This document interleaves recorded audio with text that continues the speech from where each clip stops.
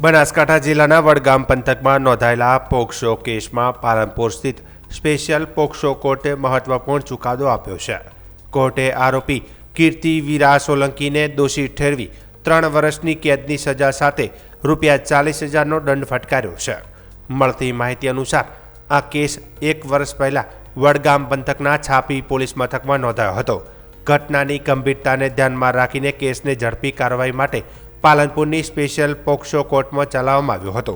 આ કેસની સુનાવણી દરમિયાન તમામ પુરાવા અને સાક્ષીઓના આધારે કોર્ટે આરોપીઓ સામે ગુનો સાબિત માન્યો હતો અને સ્પેશિયલ પોક્સો કોર્ટના ન્યાયાધીશ અમિત જે કાનાણીએ આરોપી કીર્તિ સોલંકીને દોષિત જાહેર કરી કાયદેસરની સજા ફટકારી હતી।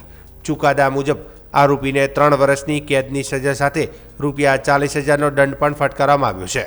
જો દંડ નહીં ભરાય તો વધુ સજા ભોગવવાની જોગવાઈ પણ કરવામાં આવી છે। આ ચુકાદાને કાયદા અને વ્યવસ્થાની દ્રષ્ટિએ મહત્વપૂર્ણ માનવામાં આવી રહ્યો છે। નાબાલિકો વિરુદ્ધના ગુનાઓ સામે કડક કાર્યવાહી કરવાના સંદેશ સાથે આ નિર્ણય અન્ય કેસોમાં પણ દિશાદર્શક બની શકે છે। સ્થાનિક લોકો અને કાયદાકીય વર્તુળોમાં આ ચુકાદાને આવકારવામાં આવ્યો છે।